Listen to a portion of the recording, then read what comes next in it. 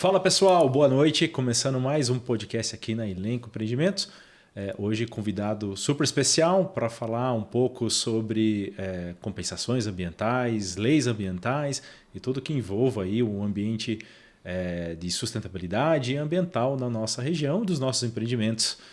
Obrigado, Denildo, pelo aceitar o nosso convite e estar aqui com a gente, viu? Eu que agradeço, Daí. Boa noite pessoal. E é um prazer a gente falar sobre loteamento, falar sobre meio ambiente, que é o gargalo hoje do empreendedorismo, né, do ramo imobiliário, a parte do meio ambiente. Estamos aqui para a gente discutir e bater um papo a respeito disso. Ah, legal, tem bastante dúvidas aí, bastante pontos para a gente falar, então. Bom, mas primeiro, você é engenheiro, né, Denildo? Conta um pouquinho aí da sua história, da sua trajetória. Eu comecei, Daí, na Elenco em 2005, né, no finalzinho de 2005. Na época eu comecei trabalhando lendo jornal, captando licitação, trabalhava no departamento comercial e meu trabalho era ler diário oficial. É mesmo, essa eu não sabia não, viu? Você foi contratado para ler jornal. Ler diário oficial e buscar oportunidades para licitação de pavimentação asfáltica e fornecimento de massa. E trabalhei com o Marcão, com o Tadeu por muito tempo. E aí depois comecei com menor aprendiz, né, na lei de menor aprendiz. Depois consegui, através de mérito, né, trabalho como auxiliar de escritório, assistente administrativo, e fui crescendo na empresa. Em 2013, eu me formei em engenheiro ambiental, entrei na UFSCar, passei no vestibular, e graças a Deus a própria Elenco absorveu, né, esse meu conhecimento. O Michel me chamou para trabalhar na área de empreendimento imobiliário e fiquei até 2020, fiquei esses 16 anos aí trabalhando na Elenco. E a gente conseguiu unir os meus conhecimentos na área ambiental com o carro-chefe da empresa, que é empreendimento imobiliário, e a gente conseguiu fazer um trabalho legal durante esse tempo. Você ficou 16 anos, então, na Elenco Empreendimentos? 16, na verdade, foi em 2005 até 2012, mais ou menos, na Elenco Construções, e depois de 2013 até 2020 na Elenco Empreendimentos. Ah, perfeito, verdade. Tinha a primeira passagem lá na Elenco Construções, né? Aí, E durante todo esse tempo você trabalhou tanto em Tatuí quanto em Sorocaba, né? Comecei em Tatuí, depois fui para Sorocaba, voltei para Tatuí, depois para Sorocaba. Então, aonde a Elenco ia, eu estava junto, né? Vestia a camisa e a gente estava mudei muito. Viajei bastante, né? Fazia o trajeto Tatuí-Sorocaba, para mim era rotina durante um bom tempo. E você sabe assim, mais ou menos quantos loteamentos você participou, quantos projetos você... Porque durante esse processo, como você falou, você entrou como menor aprendiz e foi crescendo dentro da empresa e em alguns momentos você estava aprovando projetos, inclusive, né? Sim. Em 2014, eu comecei a pegar os projetos para aprovar. Até então eu ajudava, né, o pessoal que estava aprovando, que eram os coordenadores de aprovação. Eu fazia aquele meio de campo no âmbito de meio ambiente. Mas depois de 2014 eu assumi vários projetos para poder aprovar desde o começo. Então, Arujá, Araçariguama, Piracicaba, Boituva, os de Tatuí, então todos eles eu atuei assim na linha de frente. Tem algum especial assim que você se lembra, assim, como um desafio ou como alguma história que... Com certeza. Arujá foi um desafio, né? O Bosque de Arujá, porque envolvia supressão de vegetação, então todo o trâmite de legalização, né? Porque a supressão ela é autorizável, né? Passiva de autorização, mas tem um trâmite bem rigoroso, né? As leis são bem complexas. Então foi um projeto assim que é o case, e a gente demorou 11 anos para aprovar, mas saiu do papel, finalmente ele foi aprovado. Tinha animal em extinção, manejo de fauna, a compensação era pesada até por conta das intervenções. Então foi um case assim, praticamente minha jornada na Elenco, esse projeto estava comigo, mas graças a Deus foi sucesso, a gente aprovou ele. Com certeza. E eu me lembro muito bem desse projeto, né? E como você falou, tinha vários desafios, né? E principalmente porque sempre fizemos dentro da lei e buscamos, né, trabalhar dessa forma. Exatamente. E até para entender como que se aprova um loteamento, tem as compensações, né, Denildo? Então, como você falou, desde supressão, desde até o entendimento ali da fauna da região. Sim, né? Inclusive, daí as pessoas muitas vezes quando vê o desenvolvimento da cidade, né, a urbanização propriamente dita, os bairros surgindo, às vezes tem-se, né, as pessoas às vezes confundem que está prejudicando o meio ambiente, mas eu estou para esclarecer aqui para a gente que a atividade de loteamento, ela de certo, até parece meio contraditório o que eu vou te falar, mas ela é muito benéfica para o meio ambiente, porque ela normatiza e regulariza a ocupação do espaço que, de repente, uma área poderia ser ocupada irregularmente, ser impermeabilizada, mas o rito de aprovação de um empreendimento, de um loteamento, ele garante que legalmente as regras de preservação ambiental, de compensação ambiental, de permeabilidade vai ser implantada e de forma regular e obrigatória para o empreendedor. Então, de certa forma, até que é benéfica uma área ser passível, né, e ser aprovado um empreendimento nela. Uhum. Sabe, pegando esse ponto que você trouxe, né, eu sempre vejo naquelas convenções, o Secov, o pessoal trazendo o seguinte, né? Puxa, lá em determinado momento em São Paulo teve uma legislação tão rígida ao longo das marginais, dos rios, onde não era permitido a ocupação por conta de preservar ali o leito do rio, mas uma preservação às vezes alta, até mais alta daquilo que realmente necessitava. E aí, por deixar essas áreas não ocupadas ou preservadas, e como o poder público às vezes não é tão eficiente assim na fiscalização e na condução da Ocupação. Da ocupação ali, da moradia, acaba ocorrendo justamente ao contrário, né? Que Exatamente. É a favelização, a ocupação dessas desordenada, áreas, né? sem regra, sem norma, né, de construção, e acaba acontecendo esses desastres que a gente vê por aí de inundações, de deslizamento. São áreas que são ocupadas de forma irregular, sem um planejamento de uma empresa séria como a Elenco de planejar a ocupação de um bairro e ocupar com dignidade para as famílias, né? E não o que a gente vê por aí em ocupação irregular. Uhum, com certeza. Mas voltando um pouquinho na sua história, na sua trajetória, Daniel, daí, perfeito. Daí, 2020, daí você começa uma trajetória própria, não é isso? Sim, em 2020. Eu ainda passei um tempo, né? Trabalhei numa empresa de incorporação imobiliária. Mas logo depois, aí, inclusive quando eu saí da Elenco, os diretores, né, na época a Silene, o Michel me chamaram e eles mesmos falaram, Denildo, seu perfil, né, a área de meio ambiente exige que seja um profissional autônomo. Você já pensou em pensar em empreender? E aquele momento ali eu estava saindo, falei, será que é isso? Aquela dúvida, mas assim, eram pessoas, né, são pessoas que eu prezo muito e que a opinião deles são como mentores para mim, sabe? Aprendi muito com todos os profissionais que passaram, inclusive com você também. E uma dica dessa vale ouro, né? Então comecei a maturar, a pensar aquela sementinha, será que é? E hoje tenho a Nativa, minha empresa de consultoria ambiental, e presto serviço para Elenco e para várias empresas aí na área de empreendimento imobiliário e incorporação.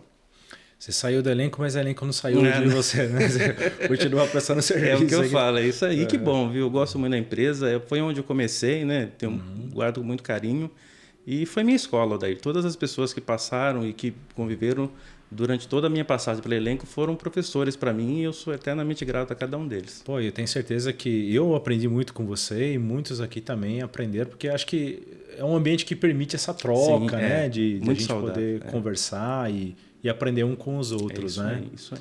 Pô, muito legal, Denildo. E diz uma coisa, quais, além de, lógico, de prestar serviço para loteadoras, incorporadoras, quais demais assim serviços que você oferece lá pela Nativa? Olha, daí a gente trabalha com a parte rural, né? Então, toda a regularização fundiária de INCRA, SNCR, CAR, ITR, a gente trabalha prestando esse tipo de serviço. Às vezes o pessoal tem uma árvore aqui que enche o saco, fica caindo folha na minha calha, entope a calha, está estragando a minha calçada, o que eu faço? Então, essa assessoria para a pessoa física também, porque nem sempre as leis, né, as regras, o regramento de meio ambiente é muito complexo. Então, uma pessoa, às vezes, ali pode ir preso sem saber, só porque podou uma árvore e, de repente, era uma árvore ameaçada de extinção e a pessoa não sabia. Então, presta esse tipo de serviço também. E aí tem outras coisas, né? Acompanhamento de TCRA, que são quando tem algum compromisso com algum empresário ou pessoa física que assume algum compromisso com o órgão ambiental. Também a parte de DAE, a outorga para captação de água superficial, fazer um poço artesiano, esse tipo de acompanhamento. Plantio, acompanhamento e relatório de plantio de mudas. Então, tudo ligado à parte de meio ambiente, a gente está atuando aí no setor, podendo ajudar a comunidade. Não, muito legal. Acho que pelo que você foi falando aqui já foi surgindo vários pontos aí que dá para a gente explorar, né? Acho Legal. que dá para a gente ir tratando aqui ao longo do nosso bate-papo. Eu acho que assim, o principal, né? Às vezes, né? Como você bem trouxe, né? Puxa, uma pessoa física tem uma dúvida, né? Como, eu tenho aqui uma árvore na frente da minha calçada, né?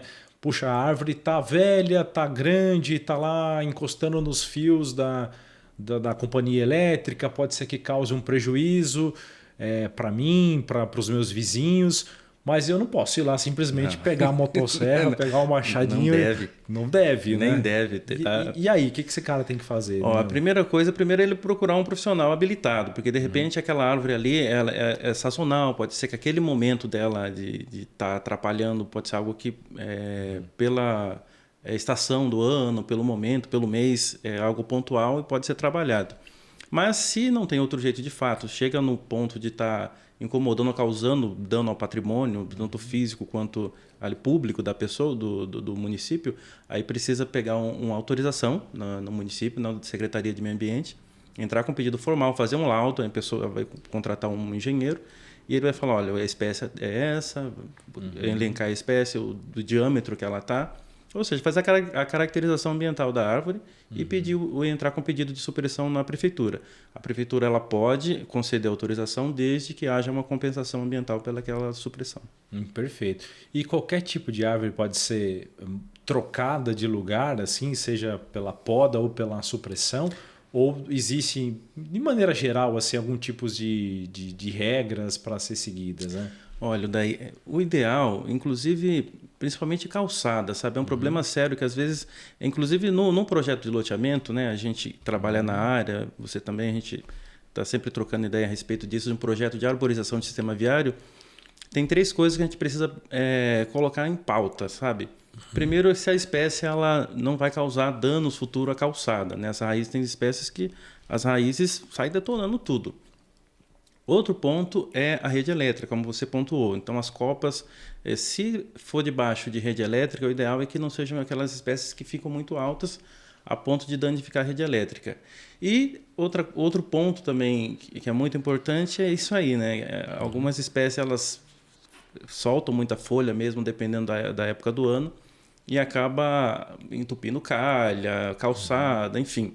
Então, esse tipo de abordagem na escolha de uma árvore para plantar na calçada ou em qualquer local deve ser pontuada, deve ser analisada, porque, de fato, né, algo que você planta lá ela fica por muitos e muitos anos, então tem que pensar muito bem antes de escolher uma espécie para ser plantada. Exato, né? Até porque, né, acho que a gente falando aqui sobre os benefícios, né? É super legal você ter um bairro arborizado, né? Mas, como você trouxe, acho que tem que pensar, tem que estudar se a espécie é a mais adequada para ser plantada, né? Acho que para quem caminha, anda na cidade, às vezes observa várias calçadas ali, né? Danificadas por conta das raízes ali que a árvore acaba, né, construindo, pegando. Até às vezes tem uns mitos, nem sei se isso é verdade ou não. Às vezes, no meu lote tem uma piscina e plantei uma árvore do lado, a árvore vai absorver. Você já viu algumas histórias assim? Olha, daí já vi casos de uma árvore plantada a 7, 8 metros de uma casa, fazer rachaduras na casa, fazer a piscina vazar. Então, de fato, é algo que deve ser levado em consideração, sim. Então, quer dizer, tem, lógico, o prejuízo ali da calçada, mas pode ser muito além disso, não, né? Inclusive, questão de mobilidade urbana, né? De repente, um cadeirante passar numa calçada com a raiz exposta não consegue passar, então tem que sair para a rua e aí vira, de repente, um problema de segurança. Então, pessoal, agora, para quem desejar saber um pouquinho mais sobre plantios de árvores, e a melhor espécie para se plantar na calçada ali, no seu bairro, na frente da sua residência, você tem aí, Denildo, uns top 5 aí? Sempre tem na manga, né? Os projetos básicos assim, que tem essa espécie que fornece, né, tanto a questão de embelezamento com flores, frutos também, espécies nativas que favorecem até borboleta, beija-flor, quem gosta de sombra também tem a pata de vaca para quem gosta de sombra, para quem gosta de flores, a quaresmeira, o resedá, são árvores que não são muito altas, não vai ter esse problema de danos na calçada, nem de rede elétrica. E as frutíferas, pitanga e acerola, nunca erra. Para quem gosta, é isso aí. E eu acho que pitanga e acerola, a vantagem é que a fruta é pequenininha, né? Porque aqui em Tatuí, você sabe, tem uma Avenida das Mangueiras. Cai da cabeça, o pessoal caminha. Já vi, inclusive estava caminhando e um rapaz vindo, correndo na minha frente, caiu bem na cabeça do rapaz. É mesmo? Então, o cara na cabeça, cai no carro, cai, né? Tem um risco ali também. Sim, estaciona os carros, direto vejo marcas de manga no capô. Então, a acerola, a pitanga são frutas pequenas, a árvore não cresce muito, então não tem a velocidade da queda, não danifica, vem borboleta, passarinho, é a melhor escolha. Não tem erro. É isso aí.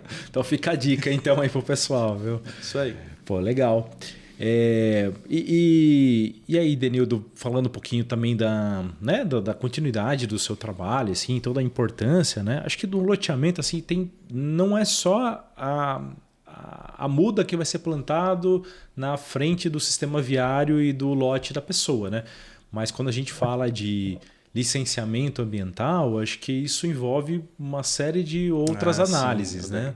Inclusive, desde o começo, quando se pretende implantar um loteamento, um empreendimento, daí existe uma coisa chamada diagnóstico ambiental preliminar, ou seja, ir na área, olhar se tem curso d'água, se tem APP, se tem árvore ameaçada de extinção, tudo isso vai influenciar, né? Você é da área, vai influenciar até a questão do financeira, né? O aproveitamento da área em termos de VGV. Então, a parte ambiental é algo que deve ser até olhada um pouco antes de entrar nas contas, porque ela influencia isso. E aí depois, no rito de licenciamento do empreendimento propriamente dito, como a legislação ela é bem rica em termos de preservação propriamente dita, existe uma análise que é feita de quais mudas a gente precisa plantar, a gente estuda quais mudas se adequam ao clima daquela região, se adequam ao relevo daquela região. Então, quando a gente pensa num projeto de compensação ambiental, as árvores que vão ser plantadas, elas entram nesse mérito de detalhamento, para ver se... Porque não adianta nada, né? Inclusive tem diferenças, né? Por exemplo, no IP4, um plantio compensatório ali, não existe uma floresta em volta, não existe uma fauna, é tudo urbanizado, tem avenida, tem anel viário, tem rua, tem um empreendimento ali do lado saindo, então não tem porquê a gente pensar num projeto de compensação ambiental de uma floresta, de revitalizar uma floresta naquele local. Então o projeto de compensação ali tem que ser pensado como um bosque, né, umas árvores frutíferas, árvores nativas consorciadas para proporcionar para o morador, né, para aquela pessoa que quer adquirir o seu terreno, o seu lote, futuramente ter a sua casa, uma qualidade de vida não necessariamente numa floresta, mas sim aproveitando que a legislação exige que tenha essa área permeável, essa área arborizada, né, como compensação, ao invés de uma floresta, um bosque. Mas existem casos, por exemplo, que o entorno, né, existe um parque ecológico ali próximo, então a fauna, os pássaros, né, os mamíferos, eles fazem um trampolim ecológico, quando eles vão de um ponto para o outro. Então aí sim é pensado numa compensação para manter um fragmento de floresta ali para dar esse suporte ecológico para a fauna. Então existem casos e casos de compensação. Como pensar num projeto desse tipo? Legal. Então, quer dizer, vamos pegar o IPs4 como referência, né? Está dizendo assim, puxa, então, quer dizer, existe toda a necessidade do plantio, da compensação, né? Por conta de ser um bairro que está sendo formado. Mas essa vegetação está sendo pensada para o uso urbano ali das pessoas. Exatamente. Né? Não necessariamente para reconformar uma floresta, porque pelos critérios, né? Pela questão da área propriamente dita, do entorno, da urbanização, não cabe. E a CETESB, né? O que é o órgão licenciador, e o órgão que regulamenta, né? a questão de loteamento, eles entendem, inclusive orientam os profissionais de que num caso como esse, o IP4, a função daquela área verde, daquela revegetação, é mais para integrar e fazer um socioambiental mesmo. Você sabe que, até já comentei isso em outros podcasts aqui, um dos pontos altos assim do IPs é a pista de caminhada do IP1, que é aquela pista de caminhada que está ali no meio, integrada na área verde. Muito bom. Exato, exatamente, né? E eu acho que traz esses benefícios, né? Porque é uma vegetação que causa sombra, ali aquela... estar próximo da vegetação, isso traz um conforto térmico qualidade também, de vida, né? Qualidade de vida para o morador. E, inclusive, é a marca do IP, né? Esse tipo de projeto de arborização é muito bom. É integrar a necessidade que a legislação obriga e traz essa necessidade para o empreendedor de área permeável e área verde com a necessidade do ser humano de estar em contato com a natureza. Isso é muito bom. E se os profissionais, né, quem trabalha nas empresas loteadoras pensassem nisso, com certeza cada empreendimento ia ser sucesso, como é o caso do IP4. Perfeito, perfeito. Eu acho que até um ponto assim para trazer, porque nós temos lá a área de compensação do IP4, né, que vai ficar ali em torno do anel viário, ali próximo também do divisa com outro produto de incorporação que nós temos ali. E tem um muro, né, de fechamento, mas tem um trecho do muro que não vai ser muro, né, que vai ser gradil eletrosoldado, que para trazer essa proximidade com a área verde externa, né, para não isolar uma área verde externa, né? E outra, mesmo com o muro daí, a vegetação ela não precisa estar ali em contato tete a tete com ela para que ela te forneça os benefícios. Qualidade do ar, a fauna, a flora, a sensação térmica muda quando você está próximo de uma vegetação. Então, tudo isso, mesmo que tenha parte ali com o muro, os moradores do IP4 vão ter todo o conforto que um reflorestamento, uma vegetação pode trazer de benefício e qualidade de vida. Pô, que legal. Bom saber. Mas vamos voltar lá, Denilson. Você estava comentando, puxa, uma área bruta que nós estamos fazendo uma análise para a implantação de um loteamento. E começa no ambiental e termina no ambiental, né? Acho que é bem dizer isso, né? Isso aí. E tem assim, quando a gente analisa uma área, a gente fala muito da APP, né? Vamos olhar as APPs. Explica aí para o pessoal o que é APP, o que se encaixa e... né? Tá, vamos lá. APP, área de preservação permanente. São áreas que, vamos dizer assim, ela é intocada. É intocável para você urbanizar. É lógico que existe alguns manejos, você pode fazer agricultura familiar, algumas coisas assim, é licenciável. Mas em termos de urbanização, o CONAMA, a CETESB fala que você não pode mexer. Então, quando a gente vai analisar uma área para loteamento, é importantíssimo a gente mapear, através de topografia, quais são essas áreas, porque ela já sai do cômputo de área vendável ou de área com lote. E vai fazer parte, sim, da área de preservação ambiental do empreendimento. Mas é bom você mapear isso porque você não pode tocar. Então, o que são as APPs? Nascente, quando você encontra uma nascente, ou mina, né? O pessoal conhece por mina, é um raio de 50 metros em torno daquela nascente, não pode colocar nada. E depois toda nascente tem um curso d'água, tem um riozinho, um córrego que ela vai desaguando num rio maior. Então, se esse córrego ele tem de 0 a 5 metros de leito a leito, né, ali do leito do curso d'água, de uma margem a outra, essa área de preservação ela é 30 metros. Então, nessa faixa de 30 metros de cada lado do córrego, também você não pode colocar nada de urbanização. Então, essas áreas, geralmente, aqui na nossa região, vão ser essas APPs. Existe APP de topo de morro, que é muito mais raro, antigamente tinha bastante, hoje não tem mais. Existe nascente difusa também, então tem vários tipos de APP. Mas hoje, o Código Florestal, no que ele abrange, as mais comuns vão ser essas APPs de curso d'água e de nascente, que é o que a gente encontra mais na nossa atividade. Existe declividade, que é a área de uso restrito também, quando a área é muito íngreme, mas isso nem comercialmente é aproveitável porque existe uma dificuldade, custo de terraplenagem depois, para poder deixar esse terreno fácil de trabalhar. Então, acaba que, por dificuldades de engenharia, essas áreas já são mesmo deixadas de lado. Agora, as áreas de APP de curso d'água, essa precisa tomar cuidado, porque às vezes o proprietário, né, ou o empreendedor desconhece isso e acaba invadindo, e isso dá problema depois no licenciamento. Perfeito, né? E como você disse, né? Acho que todo loteamento, né, ele precisa ter uma quantidade mínima ali de área permeável ou área verde, né? Tem 20% daí. Então, todo empreendimento imobiliário, no mínimo 20% do total da gleba, ela tem que ser destinada para a área permeável.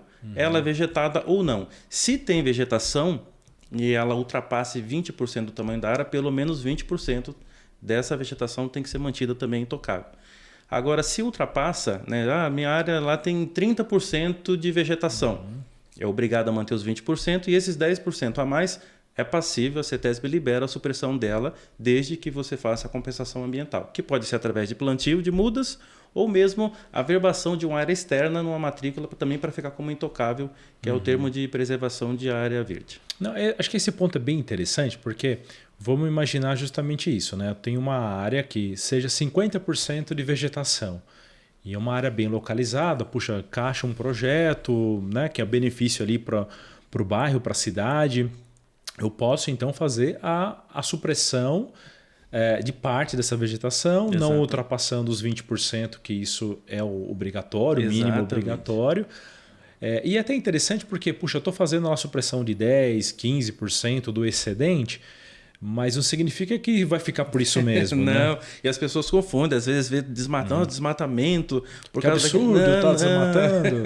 Não, e é o que eu falei no começo, inclusive isso é benéfico, porque uma vez que você está suprimindo esse excedente, e ao mesmo tempo está garantindo que aqueles 20% ninguém nunca mais vai poder fazer nada, nem irregular, porque ali, uma vez que você é o proprietário do empreendimento, vira um condomínio que é particular, você é obrigado a cuidar desse excedente. E se é um loteamento, através do licenciamento, essa área verde dos 20% obrigatório passa para o poder público, o município, e eles são obrigados a cuidar. E como o município não pode, né, usar essa área para fins comerciais, aquilo ali nunca vai ser edificado. Então, vai ser de fato uma área verde eterna. Então, é uma forma de garantir a preservação. Então, quando vocês verem aí, está cortando, está suprimindo, pode ter certeza que, de repente, até se for uma empresa séria, uma empresa que está fazendo um trabalho de verdade, não só visando lucro, mas visando o socioambiental, visando o desenvolvimento sustentável, está garantindo uma compensação até maior do que aquilo que está suprimindo. Perfeito. E além disso, vai ter que fazer a compensação do que foi cortado. Né? Então... Além de preservar aqueles 20% que é obrigatório, aquilo que é suprimido ainda tem uma compensação que é revertida em plantio de mudas. Cortei uma árvore. Quantas árvores que eu planto? Uma também em outro lugar? Aí depende também. Depende? Tem. Existe uma legislação, uma SMA da CETESB, que fala que dependendo da criticidade do município em relação à cobertura vegetal, ou seja, né, se o município tem pouca cobertura vegetal, para cada árvore que você corta vai aumentando. Então, tem municípios, quando o município é rico em cobertura vegetal, você corta uma, você planta 15. Isso quando é rico. Isso quando ele é rico. Quando é rico.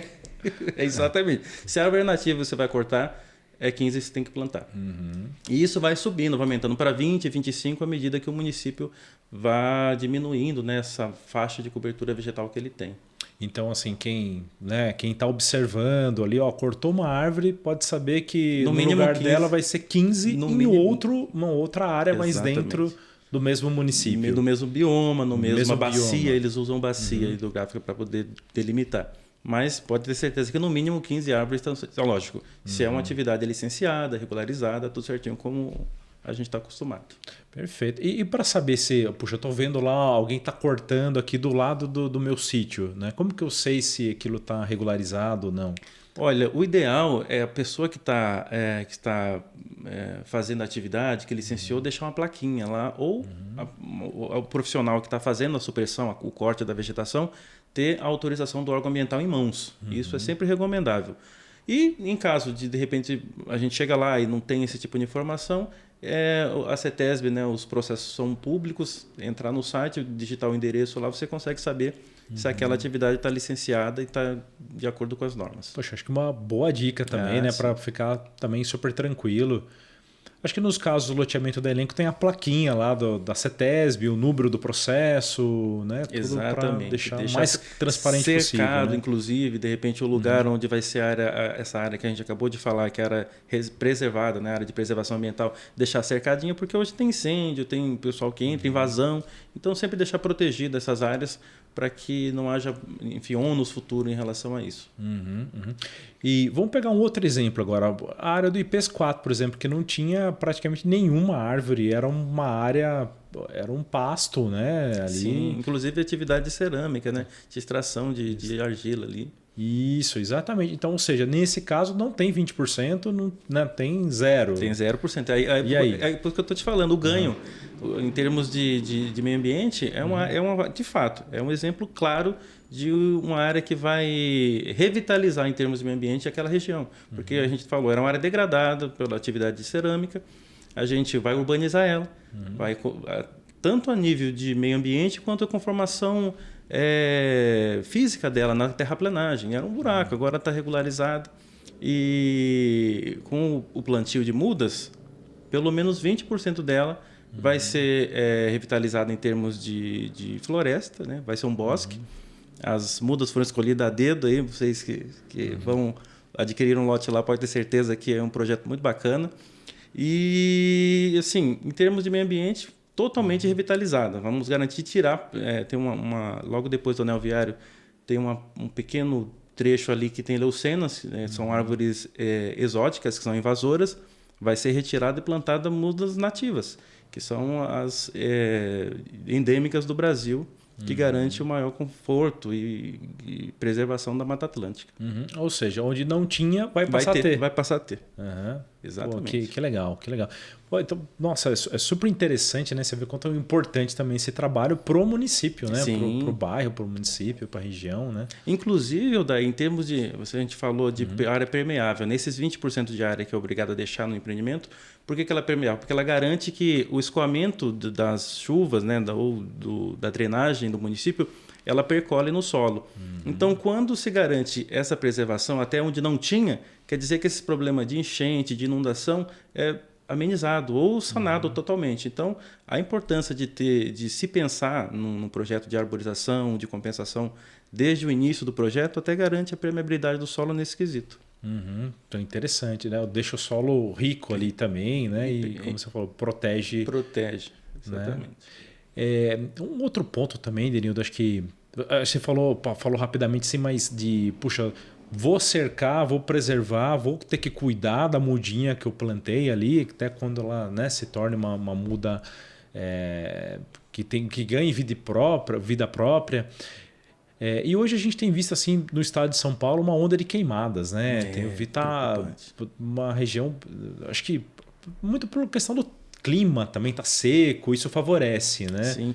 Inclusive, uma das frentes da minha empresa nativa é fiscalização ambiental de rodovias, de faixa de domínio. E recentemente teve lá em Ribeirão Preto, Sertãozinho, uma queimada gigantesca nas margens da rodovia. E esse tempo seco, exatamente, o inverno é época de queimada. Então, redobrar os cuidados, fazer acero, deixar aquela braquiária, né, aquela vegetaçãozinha que vai nascendo embaixo das mudas sempre bem podadas. E o que você falou, cercamento. Então, aprovou o loteamento, está regularizado, não quer problema com prefeitura, secretário de meio ambiente ou a polícia ambiental, deixa cercadinho, protegido. E, enfim, às vezes não é nem questão do clima mesmo, né? Alguém passou fumando, jogou uma bituca, o vento levou. E acaba causando incêndio. Mas é sempre bom se precaver com acero, com roçada, deixar sempre o mato baixo. Assim, você trouxe, né? Acho que a questão do clima, isso favorece, mas tem que ter os cuidados, né, de manutenção para evitar. E, de qualquer forma, assim, queimada é crime, né? Você não pode fazer esse tipo de uso, né? Acho que antigamente o pessoal até fazia, né? Outro dia eu vi um termo muito legal, né? Inclusive na fiscalização rodoviária, que é poda térmica. Poda térmica? Poda térmica, essa é boa, viu? Pois é crime. Sim. Não, perfeito. E assim, acho que dentro do loteamento, acho que tem vários itens ali que para ser tratados, né? Que você falou, por exemplo, das APPs, né? E aí, dependendo do curso d'água, você tem uma faixa de APP, né? E quando a APP não tem vegetação, é recomendável também o plantio ao longo desse curso d'água, né? Então, além de não poder cortar, também... Tem, né? Inclusive um dos dispositivos legais do licenciamento é esse. Se a área de preservação permanente ela não tem vegetação, o proprietário, o empreendedor no caso, é obrigado a fazer essa revegetação da APP independente da compensação que ele vai fazer.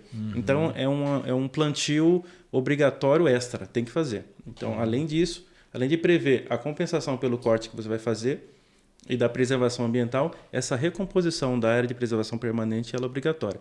Inclusive, até para determinados empreendimentos, né, não é o caso de loteamento, é obrigado, inclusive, a fazer antes de entrar com pedido de licenciamento, a APP está reconformada. Ou seja, esse é o mínimo até para poder entrar com pedido. Para garantir. Inclusive, os proprietários rurais que precisam de crédito para programas da agricultura, né, do governo, é um dos requisitos que as APPs deles estejam revegetadas, reservas legais regularizadas, inclusive nos órgãos do INCRA, do SNCR, na Receita Federal, tudo regularizado. Até eu já ouvi falar, nem sei se pode até esclarecer isso para a gente, Denildo. Por exemplo, eu tenho lá uma APP lá na minha propriedade, na minha área, e como você disse, isso é intocável, não posso ir lá cortar qualquer tipo de árvore lá, né? Lá é a área de preservação permanente. Mas eu tenho também uma pecuária, um gado. O gado foi lá no meio da APP, lá, ele pode ir lá, pode usufruir daquela água, beber a água, ele pode pastar ali na APP. Como que você orienta aí? Tá, olha, isso é uma pergunta muito legal, Daí, porque muitas vezes a pessoa tem um sítio, tem uma fazenda ali e o gado acaba... E é boi, né? Ele não sabe que aquilo lá é intocável. Mas vale a mesma regra. Cercar, deixar delimitado. Aí quando tem água, o boi precisa beber água, de fato. Então, existe a possibilidade de pedir uma outorga de uso daquela água. Aí não é mais na CETESB, né? Não dá EE. Se a intervenção para fazer, de repente, esse barramento, uma cacimba, para captar essa água do curso d'água e fazer um bebedouro, vamos assim dizer, para o gado, aí sim, se vai entrar máquina, precisa de uma autorização de intervenção naquela PP e uma autorização que chama outorga, que é o Departamento de Água e Energia Elétrica do Estado de São Paulo, o DAE. Ele dá essa outorga para fazer esse barramento e poder utilizar essa água. Então, sempre é passível de uso, desde que dentro das regras da legislação. Perfeito. Então, tem os seus cuidados, mas também existe ali alguma forma de poder atender essa demanda. Lá, principalmente se for pecuária, agricultura familiar muito bem favorecida pelas legislações ambientais, porque é uma agricultura de base. Às vezes uma família ali precisa sobreviver daquela agricultura e aí o governo favorece o uso dessa APP para essas agricultura integrada com um manejo com a floresta. Boa. Vou fazer mais umas perguntas aqui de curiosidade e também de como que pode fazer. Tenho lá uma chacrinha, quero montar um poço artesiano ou semi-artesiano. Posso? Como que é o processo para fazer isso aí? De maneira, lógico, legal, né? Sim. O DAE, o Departamento de Água e Energia Elétrica do Estado de São Paulo. Tá. Então, você vai primeiro, se existe essa demanda ali, né, precisa ver se tem água ali naquele lençol freático. Ainda vai fazer uma sondagem, fazer um estudo no solo para ver se o lençol freático, o nível dele, ele é compatível, né, com a tua demanda de necessidade de água. E entrar com pedido de outorga de captação de água subterrânea no DAE. Então, saindo essa outorga, primeiro você precisa esperar, fazer todo o rito de tramitação, apresentar os estudos de sondagem, apresentar a documentação no órgão, e aí saindo essa outorga, aí sim você pode contratar uma empresa de perfuração, perfura e aí você tem o seu poço artesiano. Não é só contratar ali o tião ali da esquina lá com a existe muito tião da esquina. Que vai lá e fala, deixa comigo que eu resolvo aqui, né? Então, lógico, primeiro então não dá para fazer o pedido de solicitação. Mas o ideal, até antes de entrar no órgão propriamente dito, você fazer um estudo da área, porque às vezes naquela região que você quer o poço, o lençol freático está muito baixo, você vai gastar muito para tentar encontrar água ali. Então, às vezes, sempre no ponto mais baixo da propriedade, já o ideal você procurar. Mas nem sempre a água vai estar tão fácil. Então, é sempre bom primeiro fazer a sondagem. Tem água, legal. Aí sim entrar com o rito de aprovação. Perfeito. E com isso eu posso utilizar a água ali para o meu consumo, para irrigação. Isso não tem restrição, não tem né? restrição, pode usar. Bom, que bom. Um outro ponto, assim, voltando a falar de loteamento, né? Estou vindo para lá, vindo para cá. Legal. Assim, tem alguns loteamentos que tem lago, né? E lago, assim, comercialmente ele ajuda, né? Todo mundo gosta de água, ver água. Apelo ecológico, né? Um apelo ecológico, exatamente, né? Mas um lago também tem os seus cuidados, né? Para você poder fazer a manutenção dele e que o lago tenha vida. Sim. Tem alguns cuidados, algumas recomendações que você possa trazer em relação ao lago, assim, Danilo? Olha, Odaí, se esse lago está integrado ao contexto de urbanização ali, se é um loteamento, vamos assim dizer, existe um problema de assoreamento. Muitas vezes lixo, uma obra, tem 2, 3 pessoas fazendo uma obra na mesma quadra. Aí dá no momento de terraplenagem, vem a chuva, leva toda essa água para aquele lago. Então o ideal é sempre proteger manter a APP, entra no mesmo critério. Se for um lago natural, que ele vamos dizer assim, puxado, né, ou vindo de um barramento de um curso d'água, ele cabe as mesmas regras de APP. Então tem que manter os 30 metros em volta daquele lago preservado e arborizado, inclusive. Agora, se é um lago artificial, aí assim, ele não entra no âmbito da legislação ambiental em termos de APP, mas se ele tem esse apelo ecológico, é algo que traz um conforto ali ambiental para a população, colocar proteções de bidinha. Existem várias técnicas de engenharia que favorecem e que pode ser implantada na proteção de águas e mananciais. Então, se esse tipo de lago existe a possibilidade de assoreamento, desbarrancamento, sem fazer um trabalho ali nas bordas para poder evitar aguapés, aquelas vegetações que elas se alastram na flor no espelho d'água e acaba perdendo o lago. Então, sempre fazer de manutenção, limpeza de algas e vegetação tipo aguapé de cima, e manter a borda ali sempre protegida para evitar assoreamento. Perfeito. Até para que ele continue assim, né, tendo essa atratividade, né? Senão acaba virando um ônus para os moradores e para o administrador. Não, legal, muito bom. Eu acho que isso tem vários pontos aí que não são do dia a dia das pessoas, né? Você tem apenas talvez alguns conceitos ou preconceitos sobre alguns temas, né, que a gente acaba não se aprofundando. Sim. E não levando a cargo, né? Mas você trazendo assim vários órgãos, né, do Estado de São Paulo que estão aí para auxiliar, fiscalizar e orientar também. Sim. Né, Denildo? Então, assim, a CETESB ela é o órgão licenciador. Mas se você entrar no site deles, existem recomendações, diretrizes, normas que, além de regulamentar a critério legal, eles orientam. Então, é difícil. Para a pessoa ir presa hoje por um crime ambiental é porque, de fato, não soube abrir lá um site ou ver, ou consultar, ligar para alguém. Porque hoje existe uma gama de profissionais ligados ao meio ambiente, os órgãos são muito abertos, você consegue fazer uma ligação, entrar sites, toda a informação está tudo disponível. Vale, é lógico, né, que às vezes algo muito técnico e que demande de um pouco mais de estudo, vai atrás de um profissional da área para te orientar melhor. E sempre tem, né? A gente eu, por exemplo, estou à disposição para tirar dúvida, para a gente poder esclarecer qualquer questão que porventura não fique claro e possa oferecer um risco, inclusive de ser preso, porque eu conheço pessoas, por exemplo, que foram presas porque queimou móvel ali na frente da casa, e era um APP. Tocou fogo, né? Tinha um móvel velho, tocou fogo ali na frente do curso d'água. A polícia ambiental veio e levou preso. E aí liga, vem aqui tirar eu. A gente vai lá ajudar. Mas acontece. É crime ambiental, né? É crime ambiental. Crime ambiental, ele é passível de fiança ou não? Alguns são, principalmente se for réu primário, é passível de fiança. Mas, por exemplo, uma intervenção em APP com equipamento, o equipamento fica apreendido. E é difícil retirar, viu, daí?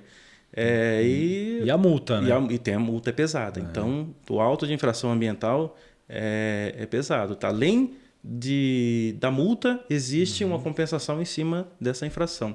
E sempre fica pesado para o bolso também. Tá? Além de, enfim, o incômodo que dá, o desgaste que dá passar por uma situação dessa. Sem dúvida. Daí deixa de ser réu primário, inclusive, né? Você já está... Exatamente.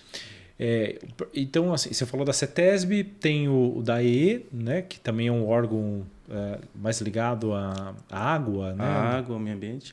Mas tem o IBAMA, tem o antigo CBRN, né? Existem as secretarias de meio ambiente das prefeituras, que faz um trabalho excepcional também nessa questão. E aí os órgãos, né, do governo, CONAMA, SISDAMA, que sempre tem portarias e legislação, são mais os legisladores, né? Você tem o licenciador, tem o legislador e tem os fiscalizadores, que é a polícia ambiental. Então, dentro do meio ambiente tem os legisladores, fiscalizadores e aí os licenciadores. E os licenciadores, puxa. E as ONGs, Denildo, o que você pode dizer assim das ONGs? Tem ONGs sérias, né, que fazem um trabalho bacana. Acho que fez parceria também com algumas delas, né? Tem, a SOS Mata Atlântica, outras ONGs que, inclusive, eles elaboram projetos de compensação. Fiz um empreendimento, fiz uma intervenção e preciso de uma compensação. Existem ONGs que já têm esses projetos prontos em áreas que eles procuram, né? Essas ONGs fazem um trabalho, o que eles fazem? Existe um sítio ali que tem uma área degradada. Vou montar um projeto para, quando o empreendedor precisar compensar, eu já tenho o projeto, já tenho a área, ele só me paga, tem um projeto, ele implanta ali, não precisa ter esse tempo, esse desgaste de procurar, de plantar, de cuidar, porque essas ONGs fazem. Então, existem ONGs aí, a exemplo, a SOS Mata Atlântica, tem outros por aí que fazem um trabalho legal de mapear áreas degradadas, elaborar projetos de compensação e facilita a vida do empreendedor que não precisa demandar desse tempo e de recurso atrás dessas áreas. Eles já têm ali catalogado as áreas mais críticas que demandam de compensação e o empreendedor tem que compensar, né? Então Sim, acaba juntando a necessidade e a proatividade dessas ONGs. Perfeito. Eu acho que assim, tem vários serviços, né, que você trouxe, né? Desde o diagnóstico ambiental, o licenciamento, compensação, tem muita coisa. Sim. Quer dizer, hoje, puxa, se qualquer dúvida tem como buscar informação, você não pode ir fazendo as coisas que acham que é certo, né? Exatamente. Você acaba podendo aí se complicar, né, numa situação. Exatamente. E além da responsabilidade administrativa recair sobre o negócio, sobre a empresa, a pessoa física responde civilmente também pelo crime ambiental. Então não é só apenas administrativamente, civilmente também. É um crime que entra um processo de inquérito civil. Na esfera civil também, né? Não só ambiental. Exatamente. Mais cedo a gente estava falando um pouquinho de árvores que é considerado nativa e árvores exóticas. Acho que a gente acabou passando rapidamente. Se você puder aí trazer aí a diferença do que é uma, que é outra. É bem simples. Às vezes as pessoas se confundem nesses termos técnicos, mas no geral assim, árvore nativa é aquela que é endêmica, que ela é própria daquele bioma. Hoje nós temos no Brasil a Mata Atlântica, a Floresta Amazônica, a Caatinga, o Pampa. São os 5 biomas típicos da região brasileira. Então, as árvores e as espécies desses 5 biomas são árvores nativas do Brasil, especificamente em cada um nos seus biomas. Então, hoje aqui no nosso estado, a predominância é Mata Atlântica e alguma parte de Cerrado. Então, essas espécies que são características da Mata Atlântica e do Cerrado são as nossas árvores nativas. Árvores exóticas são, a palmeira azul veio lá de Madagascar, é nativa de lá. E o pessoal chega e planta aqui. Essas árvores elas não são, a nível de legislação, tão protegidas. É lógico que elas também precisam de autorização da prefeitura ou da CETESB, dependendo do município. Mas são as nativas que têm mais importância em termos de preservação do que as exóticas. Então, a exótica veio de fora, da Nicarágua, tem a leucena que veio da Ásia, tem várias espécies que vêm de fora do Brasil, até de fora do continente, e chegam aqui e viram invasoras. Assim como tem a fauna também, tem animais que vêm de fora e viram invasores aqui no nosso Brasil. E a diferença é essa, a exótica são árvores de fora e a nativa é aquela árvore tipicamente brasileira. As nativas são mais complexas de você fazer a supressão por ser nativa. Exatamente. As exóticas, a facilidade. A facilidade é um pouco melhor e maior, né? Dependendo da situação. Tem casos, por exemplo, Piracicaba, a leucena, que é uma árvore invasora, inclusive, e exótica. É uma praga. Assim... Não podemos falar isso. Não dá para falar porque eu ia falar exatamente. Em Piracicaba, por exemplo, se ela está na APP, ela tem que ser preservada. Por quê? Como ela é de dispersão muito rápida, como você fala, praga. Por que é praga? Porque nasce uma sementinha e cai ali, parece que nasce 5 árvores. Então, a vegetação, ela segura a mata ciliar, que é aquela mata que nasce na borda do rio, na APP. Aquela raiz, ele segura o material solo para que não haja carreamento de material e o curso d'água, o rio, venha a ser assoreado. Então, por ela ser muito fácil de dispersar, nascer muito rápido, ela acaba sendo protegida pela CETESB, pela lei ali, porque ela protege o curso d'água. Mas em outros lugares, nasceu no meu quintal. Você vai na prefeitura, a prefeitura vai liberar tranquilamente. Entendi. E das árvores nativas, assim, o que é mais comum da nossa região e, puxa, é fácil de se encontrar em alguma propriedade e aquela lá eu não posso mexer, né? Ou se eu for mexer, eu tenho que estar muito bem calçado. Né? Olha, hoje as árvores vulneráveis e ameaçadas de extinção, essas são que a gente precisa tomar mais cuidado, porque além se for passível de autorização, a compensação ser muito mais pesada, se ela não for passível de autorização, fica complicada a situação. Por exemplo, o pequi, que lá em Goiás, por exemplo, tem todo esse esquema no pequi. Aqui no estado de São Paulo é mais restritivo. Em alguns casos você não pode nem cortar o pequi. Araucária, a mesma coisa. Lá no Paraná tem a mata de a árvore símbolo do Paraná. Sim. Mas aqui no estado de São Paulo ela é uma espécie vulnerável. Então a gente tem que tomar cuidado em relação a isso. Inclusive, eu não sei se você lembra, um loteamento nosso em Araçariguama, o proprietário tinha plantado uma mata de araucária, porque é bonito, e é bonito mesmo. Na hora de licenciar, deu uma dor de cabeça para a gente, porque a gente teve que compensar até mais do que precisaria, porque ele plantou, e aí é aquele negócio, né? A informação. Se ele soubesse que se tivesse plantado, que ele iria perder a área vendável, a área de implantar lotes, de repente pensaria, será que vale a pena? Será que não vale? Então é sempre algo que a gente tem que buscar informação, se aquela árvore é legal plantar ali ou se de repente lá na frente vai me trazer uma dor de cabeça. Perfeito, acho que esse ponto é bem interessante, viu? Porque às vezes estou plantando porque eu acho bonito, mas não sabe as consequências. Um jacarandá, um pequi, e depois para tirar vai ter problema. E pequi, como você falou, em Goiás o pessoal faz o fruto lá com arroz, lá tem uma outra receita culinária lá. Plantou aqui no cuidado. Não pode mexer. Não pode mexer. Pô, interessante. O araucária, ela tem ali o clima também, né? O mais favorecido pelo sul, por conta do frio, né? Mas acaba pegando aqui na nossa região também, assim, né? O nosso inverno, ele apesar de ser um pouco mais quente, mas favorece E a gente tem muito pinhão, né? O povo aqui gosta muito de pinhão, que é a semente da araucária. Então, o pinhão é da araucária? O pinhão é a sementinha da araucária, o pinhão. O pessoal cozinha lá, faz... Então, às vezes, perdeu, joga lá. Vai nascer araucária. Interessante. Então, tem. Pô, legal. Acho que também, Denildo, outra coisa, um outro serviço também, eu acho que o pessoal que tem propriedades pequenas ou grandes, mas acho que tem a necessidade de fazer, que é o tal do CAR, né? Que é um cadastro de área ambiental rural. Isso, né?